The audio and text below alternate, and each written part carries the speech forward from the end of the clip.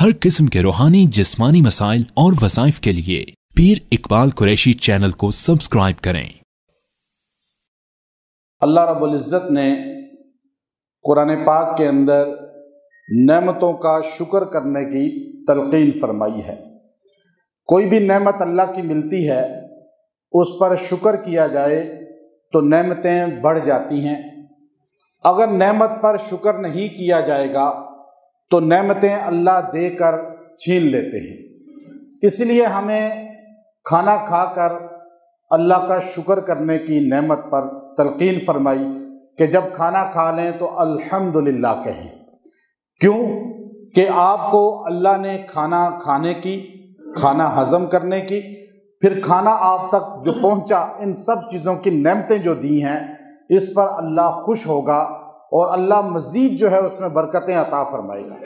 आप सल्लल्लाहु अलैहि वसल्लम ने फरमाया, खाना खाकर अल्लाह की इस नेमत पे शुक्र करने वाला ऐसा है जैसा रोज़ा रख के सब्र करने वाला है। अब रोज़ा तो मुशक्क़त है, गर्मी का रोज़ा रखा, खाना पीना छोड़ दिया, तो इस पे सब्र कर रहा है, लेकिन अल्लाह रब्बुल इज़्ज़त ने उसे बेहतरीन खाना दिया, उसने बेहतरीन खाना खाया और खाना खाने पर उसने खाली ये कहा अल्हम्दुलिल्लाह, अल्लाह उसे रोज़े में सब्र करने वाले का अजर अता फरमा देते हैं। तो हर नेमत पर शुक्र है। अल्लाह की नेमतें कितनी हैं, अब हमें नेमतों का इदराक नहीं है। कुरान मुक़द्दस कहता है व इन तउद्दू निअमतल्लाहि ला तुहसूहा, अल्लाह की इतनी नेमतें हैं तुम्हारे पास कि तुम उन नेमतों को शुमार भी करना चाहो, गिनना भी चाहो तो गिन नहीं सकते। अब कितनी नेमतें हैं, आप उंगलियों पे गिनना शुरू करें, अपने इर्द गिर्द अपनी अल्लाह की इनाम और अल्लाह की नेमतों को देखें तो आप 1, 2, 100, 50, 1000, लाख से भी ऊपर चली जाएंगी। इंसान थक के चुप हो जाएगा, लेकिन अल्लाह की नेमतें ख़त्म नहीं होती। अब अल्लाह की सबसे बड़ी नेमत जो है वो सेहत है। अल्लाह की सबसे बड़ी नेमत जो है सेहत के साथ इंसान के दिमाग को अक्ल शऊर वाला बनाना है। अब इंसान ऐसा खूबसूरत जिस्म होता है, लेकिन एकदम जो है उसके दिमाग की रग कोई ऊपर नीचे हो जाती है और वो मजनून और पागल हो जाता है। देखने वाले रश करते हैं कि ऐसी जिस्म है, सेहत है, जवानी है, ऐसा हुस्न जमाल है, लेकिन दिमाग की ज़रा सी रग ऊपर नीचे हुई, बंदा पागल बन गया और बंदे की सारी वैल्यू ख़त्म हो गई। तो याद रखें, अल्लाह की नेमतों पर बार बार हमें शुक्र अदा करना चाहिए। इब्न समाक रहमतुल्लाह अलैह हारून रशीद के दरबार में खड़े हुए थे, तो हारून रशीद ने आपसे पूछा कि आप अल्लाह की नेमतों का इतना जिक्र करते हैं, बताएं अल्लाह रब्बुल इज़्ज़त की सबसे बड़ी नेमत क्या है। का इस वक्त सबसे बड़ी नेमत ये पानी का गिलास है जो तुम्हारे सामने मौजूद है। अगर तुम्हें प्यास लगे, शिद्दत प्यास में तुम तड़प जाओ और उस वक्त कुछ भी ना हो और तुम्हें कहा जाए कि एक गिलास पानी के लिए अपनी सल्तनत पूरी दे दो, तो क्या तुम दे दोगे? उसने कहा जब प्यास में मैं अज़ियत में मुब्तला हो जाऊंगा, हलक मेरा खुश्क हो जाएगा और बिल्कुल जो है मैं मफलूज हो जाऊंगा, मौत के दहाने पे पहुंच जाऊंगा, तो मैं अपनी जान बचाने के लिए एक गिलास पानी के लिए क्या, एक घूंट पानी के लिए सल्तनत दे सकता हूँ। फिर इब्न समाक रहमतुल्लाह अलैह ने कहा अच्छा आप पानी पी लें। हारून रशीद ने पानी का गिलास पी लिया। तो उसके बाद आपने फरमाया, ए बादशाह, छोटा मोटा बादशाह नहीं था, 3 बरे आज़म पे हुकूमत थी उसकी, ये अफ्रीका उसकी हुकूमत में था, ये अरब सारा उसकी हुकूमत में था और तुर्की तक उसकी हुकूमत थी, चाइना तक, यहाँ बरे सगीर पूरा उसकी हुकूमत में था और रशिया तक उसकी हुकूमत थी। अब इतना बड़ा हुक्मरान जो 3 बरे आज़म पे हुकूमत करने वाला है और उसके हुकूमत में सूरज गुरूब नहीं होता था, एक जगह गुरूब होता था, दूसरी जगह से तुलू हो जाता था, ऐसा बादशाह जाओ हशमत वाला अब्बासी बादशाह था।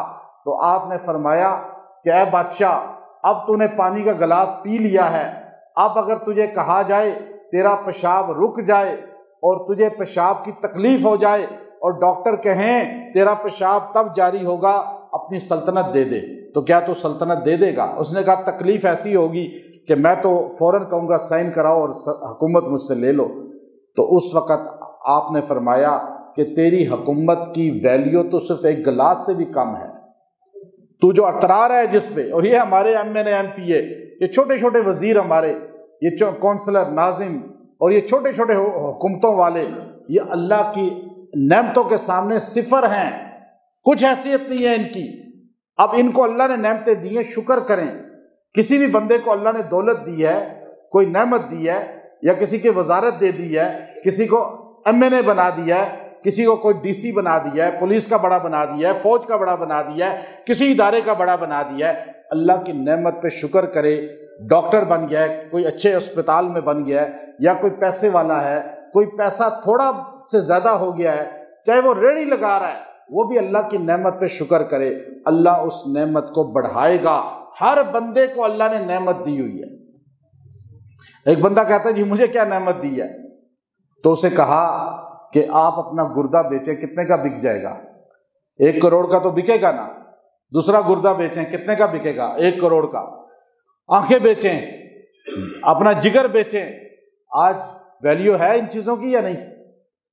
کروڑوں روپے کی مالیت اللہ نے اس کے باڈی کے اندر رکھ دی ہے۔ وفی انفسکم افلا تبصرون، اپنے اندر دیکھو، اللہ تمہیں بتا رہا ہے کہ غور کرو، دیکھتے نہیں ہو اپنے باڈی کے اندر؟ اللہ نے تمہیں کروڑ پتی بنایا ہے، کہتا ہے جی مجھے کیا ملا ہے؟ غریب آدمی بھی کھڑا ہو کے اللہ کے سامنے شکوہ کرتا ہے کہ مجھے اللہ نے کیا دیا ہے۔ اللہ نے تمہیں اربوں روپے کا باڈی کے اندر چیزوں کا مالک بنا دیا ہے۔ ایک ایک بندہ ارب پتی ہے، نہیں تو کروڑ پتی تو ہے، لیکن اسے اللہ کی نعمتوں کا شعور نہیں ہے۔ جب گردہ فیل ہوتا ہے پھر پتہ چلتا ہے، جب جگر ختم ہوتا ہے پھر پتہ چلتا ہے، جب ہارٹ اٹیک ہوتا ہے پھر پتہ چلتا ہے، جب دماغ میں پرابلم آتی ہے پھر پتہ چلتا ہے۔ تو اللہ کی نعمتوں کو اس سے پہلے کہ آزمائش آ جائے، انسان اللہ کی نعمتوں پہ صبر کرے، شکر کرے۔ اللہ فرماتے ہیں ان تشکرو، جب تم شکر گزاری کرتے ہو میری نعمتوں پہ تو میں لازیدنکم، بڑھا دیتا ہوں، اور جب ناشکری کرتے ہو نعمتوں پر تو میں چھین لیتا ہوں۔ جس انسان کو جتنا ملا ہے وہ اس نعمت پہ شکر کرے۔ حدیث قدسی میں اللہ رب العزت ایک جگہ ارشاد فرماتے ہیں، اے میرے بندے، میں نے تجھے جتنا دیا تو اتنے رزق پہ راضی ہو جا۔ جتنی نعمت ملی ہے، گھر جتنا ملا ہے، گاڑی جتنی ملی ہے، لباس جتنا ملا ہے، کھانا جتنا ملا ہے، تو اتنے پہ راضی ہو جا، میں تیرے تھوڑے عمل پہ راضی ہو جاؤں گا۔ اب دیکھیں، ہم اللہ کے تھوڑے رزق پہ راضی ہو جائیں، اللہ ہمارے تھوڑے عمل پہ راضی ہو جائے گا۔ اچھا، ہم اللہ کے تھوڑے رزق پہ راضی نہیں ہیں اور اللہ کو کہتے ہیں کہ بس ہماری یہ نماز پہ ہی راضی ہو جا، اور باقی ہم چاہے سارے غلط کام کریں، اور نماز بھی کیسی پڑھتے ہیں، روزہ کیسا رکھتے ہیں، تراویح کیسی پڑھتے ہیں، حج عمرہ کیسا کرتے ہیں، ہمیں پتہ ہے نا سارا، پھر بھی ہم کہتے ہیں یا اللہ میں نے بڑا کر لیا، میں نے عمرہ بھی کر لیا، حج بھی کر لیا، میں نے تو نمازیں پوری پڑھی ہیں آج پورے دن میں تو 30 سال سے نمازیں پڑھ رہا ہوں، قرآن پڑھ رہا ہوں۔ تو بڑا عمل سمجھتے ہیں، عمل کو بڑا سمجھتے ہیں اور پیسے کو تھوڑا سمجھتے ہیں، اللہ کی نعمتوں کو تھوڑا سمجھتے ہیں۔ تو یاد رکھیں، اللہ کے ہاں انسان کی نعمت کی قدر کو دیکھا جاتا ہے کہ یہ بندہ کتنی قدر کرتا ہے نعمت کی۔ جب انسان ناقدری کرتا ہے تو اللہ اس سے پکی پکی چھین لیتے ہیں۔ حدیث کے اندر ایک صحابی گئے تھے زکوٰۃ کا پیسہ لینے کے لیے ایک بندے کے پاس، اور اس بندے کا واقعہ ملتا ہے کہ وہ سرکار دو عالم صلی اللہ علیہ وسلم کی بارگاہ میں مسجد نبوی میں آ کر ہر نماز میں بیٹھا رہتا تھا، فقر و فاقہ کے اندر مبتلا تھا، حد درجے غریب تھا، یہاں تک کہ بھوک و افلاس کا شکار ہو چکا تھا۔ ایک دن نبی کریم صلی اللہ علیہ وسلم کے سامنے اٹھ کے کہنے لگا، یا رسول اللہ، آپ سب کے لیے دعا کرتے ہیں، آج میرے لیے ہاتھ اٹھا دیں۔ آپ نے کہا مانگو، کیا مانگتے ہو؟ کہا اللہ کے رسول دعا کریں اللہ مجھے مال دے دے، بہترین مال زیادہ دے دے۔ آپ صلی اللہ علیہ وسلم نے فرمایا آزمائش میں نہ پڑو، نبی کا ہاتھ اٹھے گا تو تمہارے لیے دعا قبول ہو جائے گی، تمہیں مال مل جائے گا، لیکن مجھے ڈر ہے کہ کہیں تم آزمائش میں نہ پڑ جاؤ۔ یا رسول اللہ، میں آپ کے پیچھے نماز پڑھتا ہوں، مسجد نبوی کا نمازی ہوں، اور آپ کا بیٹھتا ہوں صحبت میں، تو آپ دعا کریں۔ آپ نے ہاتھ اٹھائے، یا اللہ اس کو مال کی کثرت عطا فرما۔ اب ایک بکری تھی اس کے پاس، ایک بکری سے آگے بچے ہونے شروع ہوئے، تھوڑا عرصہ نہیں گزرا تھا دعائے رسول لگ گئی کہ اس کے پاس مال کی اتنی، اس زمانے میں مال کی کثرت، گاڑیاں، گھر، زمینیں، بنگلے، بینکیں تو تھے نہیں، یہ چیزیں نہیں دیکھی جاتی تھیں۔ آج سے اگر 50-100 سال پیچھے چلے جائیں اس وقت بھی جانور دیکھے جاتے تھے، تو آج سے 1400 سال پہلے مالدار اس کو تصور کیا جاتا تھا جس کے پاس زیادہ مویشی، جانور، گائے، بھینسیں، بکریاں، اونٹ، گھوڑے ہوتے تھے، یہ بڑا مالدار آدمی ہے۔ اور آج سے 50-100 سال پہلے تو بالکل یہی چیزیں چل رہی تھی، اور اب جا کے چینج ہو گئی، جانور بیچ کر، زمینیں بیچ کے انہوں نے گاڑیاں بڑی بڑی لے لی، گھر بڑے بڑے بنا لیے بیریا DHA میں، اور وہ بڑے لوگ بن گئے۔ لیکن پہلے جانوروں کی وجہ سے، پھر تھوڑا عرصہ گزرا زمینوں کی وجہ سے انسان مالدار تصور ہوتا تھا۔ اب کیا ہوا کہ وہ جو بندہ تھا اس نے حضور علیہ الصلوۃ والسلام کے پیچھے ہر نماز میں بیٹھتا تھا، لیکن مال اتنا ہو گیا، مویشی اتنے ہو گئے کہ مدینے کی گلیاں جب وہ لے کر اپنی بکریوں کو نکلتا تھا تو بھر جاتی تھی۔ تو اس نے سوچا کہ پہاڑ پہ چلا جاتا ہوں، سائڈوں پہ یہ شہر بلاکیج آ جاتی ہے لوگوں کے چلنے پھرنے میں، تو اس نے شہر کو چھوڑ دیا، مدینہ شریف کے باہر پہاڑوں پہ جا کے بکریاں چرانے لگا، وہیں اس نے اپنا گھر بھی بنا لیا۔ اب پہلے جو روز آتا تھا مسجد نبوی میں نبی کریم صلی اللہ علیہ وسلم کے پیچھے نماز پڑھتا تھا، اب وہ جمعہ پڑھنا شروع ہو گیا، آ کے باقی وہی نماز پڑھ لیتا تھا۔ جمعے کے دن آتا، آپ علیہ السلام سے کہتا یا رسول اللہ دعا کر لیں۔ اب دعا کیا کریں، مال کی دعائی کراتا۔ اب بعض لوگ مال ہی کے لیے دعائیں کرتے ہیں، اور مال ہی کے لیے وظیفے کرتے ہیں، مال ہی کے لیے حج عمرے کرتے ہیں، مال ہی کے لیے نماز پڑھتے ہیں، ہر کام مال حاصل کرنے کے لیے کرتے ہیں۔ اگر مال نہ ملے، دولت نہ ملے تو اللہ سے ناراض ہو جاتے ہیں اور دل میں بددل ہو جاتے ہیں۔ اب یہ چیز نہیں ہونی چاہیے۔ اس نے دعائیں کرائی، وہ دعا اس کے لیے عذاب اور عطاب بن گئی، چونکہ حرص اور لالچ نے اس کو عذاب اور عطاب کا شکار کر دیا۔ آپ علیہ السلام نے پھر دعا کی، اب وہ اتنی بکریاں زیادہ ہوئیں، جو جمعے کو آیا کرتا تھا اس نے جمعے کو بھی آنا چھوڑ دیا، وہیں پہ نماز قریب پڑھ لیتا تھا، اور سال میں عید کے دن آ جاتا تھا۔ اور عید کے دن آج ہم کہتے ہیں اگر ہمیں وہ زمانہ ملے تو ہم حضور علیہ السلام کے قدموں سے ہی نہ اٹھیں۔ یاد رکھیں اللہ نے احسان کیا کہ ہمیں حضور علیہ السلام کا زمانہ نہیں دیا، ورنہ آج ہمارے 99% نہیں 100% لوگ حضور علیہ الصلوۃ والسلام کے سامنے منافقین بن کے اٹھتے، دولت کی ہوس کی وجہ سے۔ جو بندہ حضور کی سنت کو چھوڑ دیتا ہے 1000 روپے کے لیے، نوکری کے لیے، دکان کے لیے، شادی بیاہوں کو چھوڑ دیتا ہے، وہ بندہ حضور کے سامنے کیا سنت پہ عمل کرتا؟ تو وہ پھر منافق پکا بن جاتا۔ تو یاد رکھیں، ایک بندے نے کہا، ایک بزرگ نے کہا کہ کاش میں صحابہ کے زمانے میں ہوتا، میں حضور کے زمانے میں ہوتا اور صحابہ کے ساتھ حضور کی خدمت کرتا، حضور کے پاؤں دباتا، حضور کے جوتے اٹھاتا۔ اب یہ ہم سب کی حسرت ہے، دلی خواہش ہے، لیکن وہ بزرگ کہنے لگے میری اتنی خواہش تھی کہ میں ہر وقت یہ دعا کرتا تھا کاش میں زمانہ رسول میں ہوتا۔ لوگ شعر بھی پڑھتے ہیں، اس پر نعتیہ کلام بھی پڑھتے ہیں۔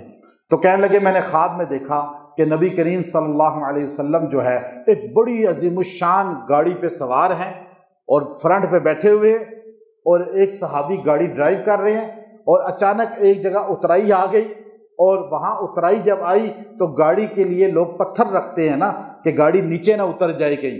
تو کہنے لگا میں ایک دم گاڑی سے اترا اور میں نے حضور علیہ الصلوۃ والسلام کی گاڑی کے آگے ٹائر کے نیچے پتھر رکھنے کے لیے اینٹ تلاش کرنی شروع کی۔ جب میں اینٹ لے کر آیا تو میں دنگ اور حیران رہ گیا کہ اصحاب پیغمبر اپنی گردنیں اور اپنے سر جو ہے ٹائر کے آگے رکھے ہوئے تھے۔ تو میں نے اس وقت کہا ہم صحابہ کی خاک کو نہیں پہنچ سکتے، ہم جہاں پتھر تلاش کرتے ہیں صحابہ وہاں گردنیں رکھ چکے تھے۔ تو یاد رکھیں زمانہ رسول میں وہی ہستیاں ہو سکتی تھیں جو اللہ نے ہوا جتباکم، اللہ نے نبیوں کو بھی چنا، صحابہ کو بھی چنا، اور وہی چھانٹی ہوئے تھے۔ اور کون ان میں سے تھے؟ اللہ خود صاف کرتا تھا، چھننی تھی اللہ نے لگائی ہوئی کہ منافق الگ اور صحابہ مخلص الگ۔ اب یہ منافق تھا، اللہ نے اس کو چھانٹی کر کے چھننی سے باہر نکال دیا۔ اور اسی طرح دجال آئے گا تو مدینہ کے اندر ایک زلزلہ آئے گا، دجال اندر نہیں آ سکے گا، جب وہ پہاڑی پہ کھڑا ہوگا جبل احد کی پہاڑی سے آگے نہیں جا سکے گا، تو یوں کہے گا وہ گنبد والا مجھے نہیں جانے دیتا، دو فرشتوں کی ڈیوٹی ہوگی۔ اور آج بھی جبل احد پہ کھڑے ہوں تو گنبد خضرا یوں سامنے نظر آتا ہے۔ تو یوں زلزلہ آئے گا، مدینہ کے لوگ جو منافق ہوں گے آج بھی وہ مدینے سے بھاگیں گے کہ چلو یورپ امریکہ چلتے ہیں، یہاں تو زلزلہ آ رہا ہے، یہاں تو شاید ہم جو ہے ختم نہ ہو جائیں، وہاں پر ٹیکنالوجی جدید ہے۔ وہ سارے یورپ امریکہ بھاگیں گے اور مدینہ صاف ہو جائے گا منافقین سے، مخلصین بچ جائیں گے، پھر اللہ رب العزت جو ہے مدینے کو حفاظت کر لیں گے۔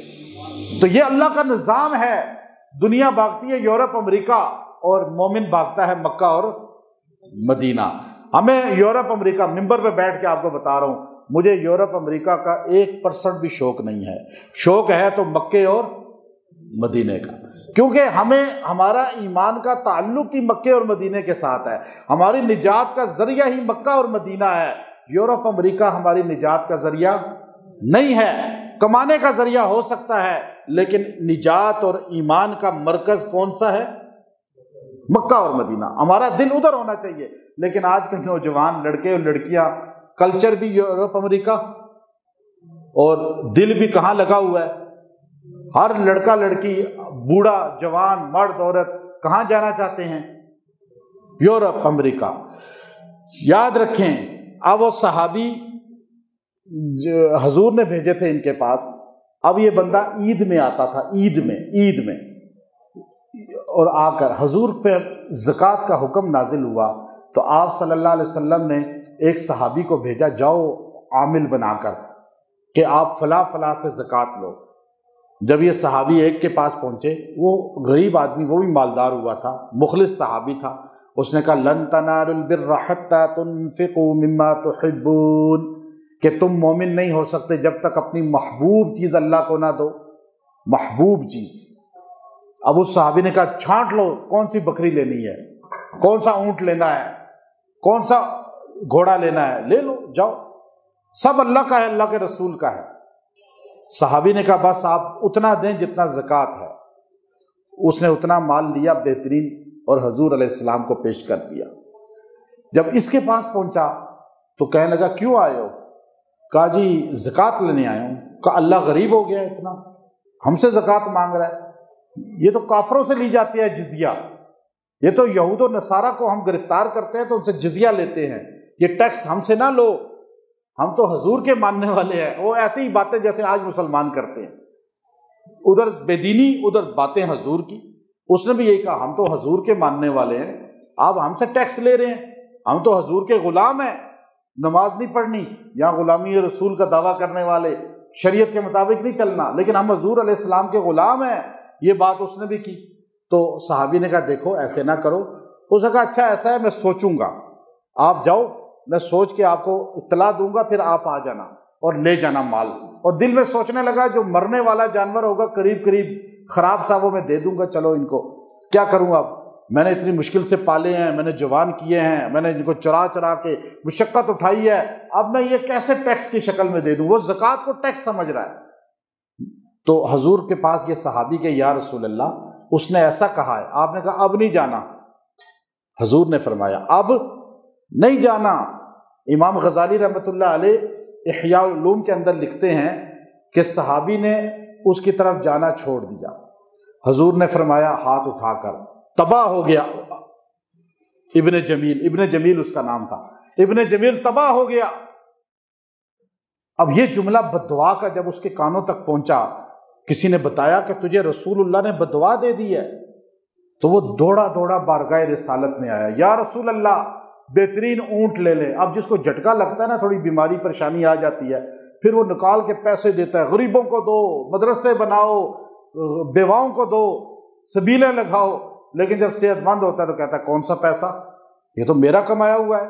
اب لازمی بیمار ہو کر ہی آپ نے صدقہ نکالنا ہے، لازمی بیمار ہو کر ہی آپ نے پریشانی آفت میں آ کر ہی آپ خوشی میں دینا اللہ کو۔ تو اب وہ پریشان ہو گیا، بدعا ادھر دعا لگی ہے، اب بدعا لگ جائے گی۔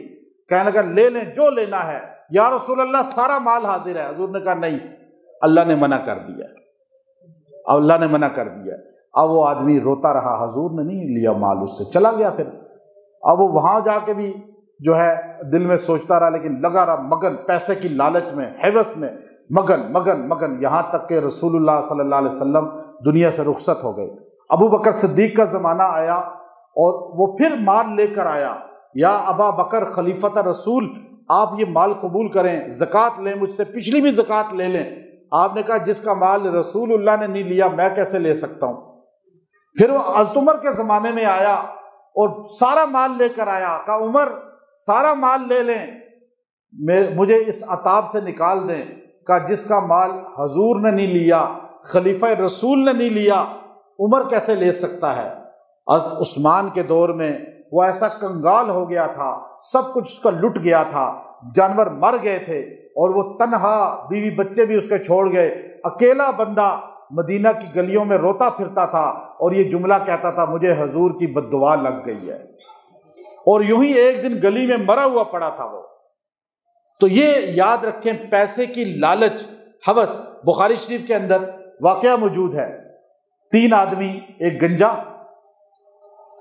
ایک اندھا اور ایک برس کا مریض، کوڑ کا مریض، یہ تینوں پریشان حال بیٹھے ہوئے تھے۔ تو اللہ نے ان تینوں کی آزمائش کے لیے ایک فرشتے کو انسانی شکل میں بھیجا اور کہا جاؤ ان سے جا کر یہ پوچھو۔ وہ آیا پہلے جزام اور برس والے کے پاس کہ تجھے کیا پسند ہے، تیری خواہش کیا ہے زندگی کی سب سے بڑی، جو اللہ سے تو کرنا چاہتا ہے، بتا، اللہ تیری وہ دعا پوری کرے، میں بھی دعا کروں تیرے لیے۔ اس نے کہا تو اللہ کا نیک بندہ لگتا ہے، میری ایک خواہش پوری ہو جائے کہ مجھے اللہ صحیح چمڑی دے دے، صحت والا جسم دے دے۔ لوگ مجھ سے گھن کرتے ہیں، لوگ مجھے برا سمجھتے ہیں، اگر مجھے خوبصورت جسم مل جائے، یہ بیماری ختم ہو جائے، نشان ختم ہو جائیں، تو میں اللہ کا بہت بڑا شکر گزار بن جاؤں گا۔ تو اس فرشتے نے اس پر پھونکا، دم کیا، اور وہ بندہ بالکل ٹھیک ہو گیا۔ کہا اب بتا تیری خواہش کیا ہے اور اس کے علاوہ مال کی۔ اس نے کہا مجھے اونٹ اچھے لگتے ہیں، اگر مجھے اونٹ مل جائیں تو میں اونٹوں کو جو ہے چراؤں گا اور اونٹوں کے ساتھ جو ہے چرانے میں زندگی گزاروں گا۔ اس نے اونٹ ایک دیا، جوڑا اور دعا کی یا اللہ اس میں برکت دے دے۔ وہ بندہ کا اتنا مال بڑھ گیا کہ اس کے جانور جو اونٹ تھے وہ پورے شہر میں پھیل گئے، اور اللہ نے برکت دیتا گیا، اسے دیتا گیا۔ دوسرا انسان جو تھا وہ سر کا گنجا تھا، بالکل بال نہیں تھے۔ اسے کہا بتا تیرے لیے سب سے بڑی نعمت کیا ہے؟ کہا بال آ جائیں، اور یہ سب سے بڑی نعمت ہے میرے لیے۔ تو اسے کہا کہ اگر اللہ تجھے عطا کر دے، کہا میں اللہ کا شکر گزار بن جاؤں گا۔ کہ اس کے سر پہ ہاتھ پھیرا اور کچھ پڑا، اللہ نے اس کے سر پہ بال کو اگا دیا۔ کہا اب تیری سب سے بڑی نعمت مال کی کیا ہے؟ کہا مجھے اللہ تعالیٰ جو ہے وہ بہترین قسم کے، عالی شان قسم کے جو ہے وہ مجھے گھوڑے دے دے تو میں ان کو پالوں گا۔ تو ان کی دعا کی، ایک جوڑا دیا، اور اس دعا کی برکت سے اتنے گھوڑے بڑھ گئے کہ اس کا پورا شہر پھیل گیا، شہر میں پھیل گیا اس کا جو ریوڑ تھا۔ تیسرا جو تھا اس کو کہا اندھے کو تیرے لیے سب سے بڑی نعمت کیا ہے جو تو اللہ سے چاہتا ہے؟ کہا میری آنکھیں آ جائیں، میں دیکھنے والا بن جاؤں، اللہ کی نعمتوں کو دیکھوں، بندوں کو دیکھوں۔ اس کے ہاتھ پھیرا چہرے پر، اس کی آنکھیں بینائی واپس آ گئی۔ اب کہا کوئی دعا کر، اللہ سے کیا چاہتا ہے پیسے میں؟ تو میں نے آپ کو پہلے بتایا کہ اس زمانوں میں آج سے 50-100 سال تک بھی جو جانور ہیں، مویشی ہیں، وہ سب سے بڑا بزنس مین تصور کیا جاتا تھا، بندہ جس کے پاس جتنے زیادہ جانور ہوتے تھے۔ اور اس نے کہا میں بکریاں پسند کرتا ہوں، مجھے بکریاں مل جائیں اور میں ان کو چراؤں گا، پالوں گا، دودھ پیوں گا۔ کہا یہ جوڑا لے لے۔ اللہ نے ایسا برکت دیا دعا کی وجہ سے کہ بکریوں کا ریوڑ پہ ریوڑ جمع ہو گیا۔ اب وہ تینوں مالدار ہو گئے اور صحیح سالم ہو گئے۔ اللہ نے ایک اور فرشتے کو بھیجا انسانی شکل میں، اب جاؤ ان کے پاس، میری نعمتیں ان کو ملی ہیں، اب جا کے ان سے پوچھو نعمت کے بارے میں، ان کی آزمائش کرو۔ اب یاد رکھیں جو 25 سال ہے نا، یہ اللہ کا نظام ہے، 25 سال میں پلٹا کھاتا ہے زمانہ، غریب امیر ہو جاتا ہے، بعض ایسے آپ نے لوگ دیکھے ہوں گے، اور امیر غریب ہو جاتا ہے، بعض کا عروج پہ پہنچا ہوا زوال پذیر ہو جاتا ہے، زوال والا عروج پہ آ جاتا ہے۔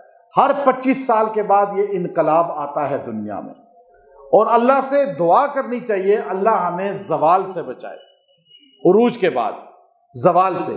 تو اب وہ چونکہ بندے ایک دم عروج پہ آ گئے تھے، اب آزمائش شروع ہوئی، وہ انسانی شکل میں آتا ہے، پہلے برس والے کے پاس آیا، اسے آ کر کہا کہ میں تیرے پاس آیا ہوں اللہ کے نام پہ کچھ مانگنے کے لیے، تو مجھے ایک اونٹ دے دے۔ اس نے کہا یہ اونٹ میرے نسلوں در نسل چلے آ رہے ہیں، ہماری یہ کاروبار ہیں۔ آج یہ لوگ جو مالدار ہو جاتے ہیں نا، تو آج آپ کے سامنے کتنے لوگ مالدار ہوئے ہیں؟ ہوئے یا نہیں ہوئے؟ آج وہ یہ سمجھتے ہیں کہ شاید ہمارے دادا پردادا سے یہ مال چلا آ رہا ہے، اور غرور، تکبر، غریب آدمی کو سلام کرنے کو تیار نہیں ہوتے، تکبر ایسا ہوتا ہے، اور پھر اللہ تعالیٰ ان کو کیسے پست کر دیتا ہے، اسی طرح پست کرتا ہے۔ جب بھی دولت ملے، شہرت ملے، تو کبھی اپنے ماضی کو نہ بھولیں، اور کبھی غرباء کو، نچلے طبقے کو نظر انداز نہ کریں۔ جو مالدار ہوگا، عروج والا ہوگا، ترقی میں ہوگا، اقتدار میں ہوگا، اور وہ نچلے طبقے کو نظر انداز کر دے گا، اللہ رسول کو نظر انداز کر دے گا، اللہ اسے زوال پذیر بھی کر دیتے ہیں، اللہ اس کو جو ہے اس طرح ذلیل اور پسپا بھی کر دیتے ہیں۔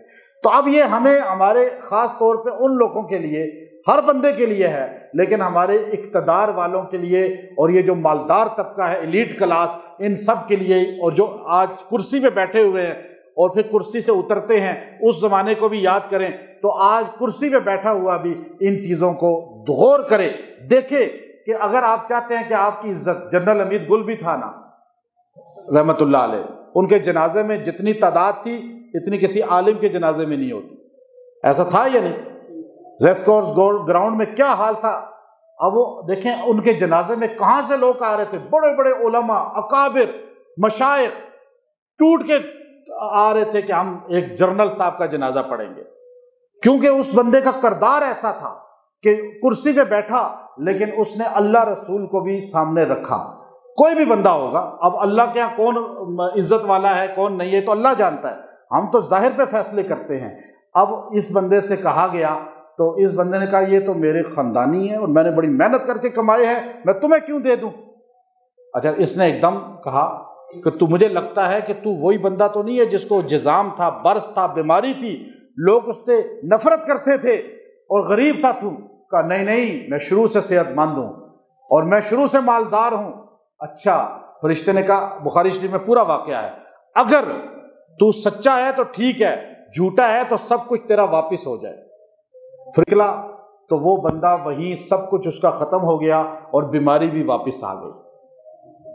تھوڑی دیر کے بعد یہ آگے پہنچا، اس بندے کے پاس دیکھے گھوڑے دیکھے اور اس بندے سے کہا کہ مجھے اللہ کے نام پہ دو۔ اس نے بھی یہی بات کی، کہا تو وہی تو نہیں ہے جس کے سر کے بال نہیں تھے اور جس کا غربت کا زمانہ تھا؟ کہا نہیں نہیں، میرے پاس تو شروع سے ہے۔ کہا اگر تو سچا ہے تو ٹھیک ہے، جھوٹا ہے تو سب کچھ تیرا واپس ہو جائے۔ اور اس سے بھی اللہ نے سب کچھ چھین لیا، بیماری واپس لگا دی۔ جب یہ تیسرے کے پاس گیا، اندھے نبینا کے پاس، اسے جا کر کہا اللہ کے نام پہ ایک بکری دے دے۔ اس نے کہا ایک کیا، ساری لے جا۔ دیا بھی اللہ نے ہے، واپس بھی اللہ ہی مانگ رہا ہے، اور بہترین جو تیرا دل کرتا ہے چھانٹی کر لے۔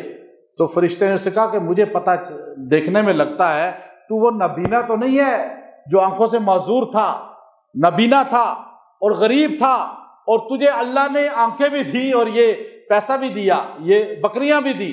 تو نبینا رو کے کہنے لگا یقیناً میں اللہ کا غریب ترین بندہ تھا، میں زمانے میں مفلوق الحال تھا، میری آنکھیں نہیں تھی، لوگ مجھے حقارت سے دیکھتے تھے، مجھے اللہ نے عزت دی، آنکھیں بھی دی اور دولت بھی دی۔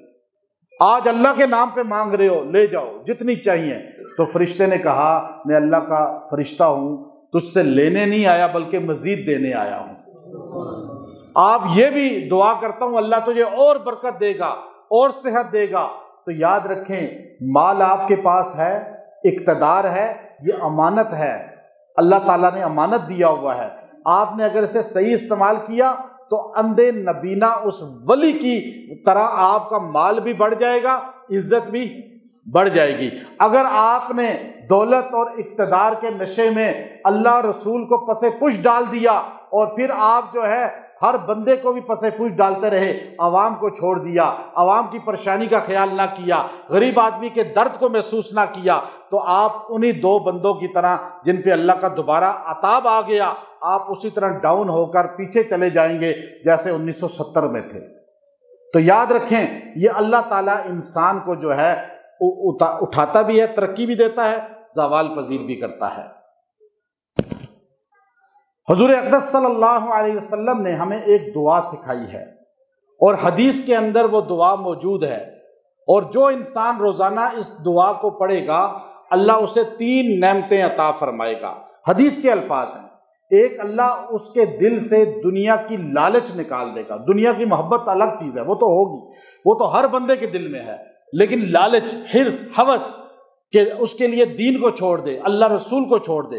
اور دوسرا، مال کے لیے علم نہیں سیکھے گا، علم کو اس لیے حاصل نہیں کرے گا، کوئی ڈگری، کوئی مقام، کوئی منصب اس لیے نہیں لے گا کہ مجھے دولت ملے۔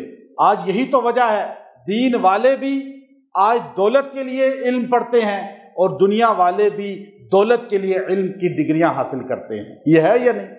مقصود ہی دولت ہے، مقصود نہیں ہے اللہ کا پیغام پہنچانا، اصلاح کرنا، جس کی وجہ سے آج ہمارا سکولنگ نظام کاروبار بن چکا ہے، آج ہمارا عدالتوں کا نظام بھی بزنس بن چکا ہے، تھانے بھی کاروباری اڈے بن چکے ہیں، ہر چیز بکتی ہے، ہر چیز خریدی جاتی ہے، ہر چیز کا ریٹ لگایا جاتا ہے، اور جس کے پاس پیسہ ہے وہ پاکستان کیا دنیا کے ہر ملک کے اندر ہر چیز خرید سکتا ہے یا نہیں؟ یہ چیز اللہ کے رسول نے ہمیں دعا سکھائی ہے۔ اور تیسری، ہمارا رات دن مشغلہ کیا ہے؟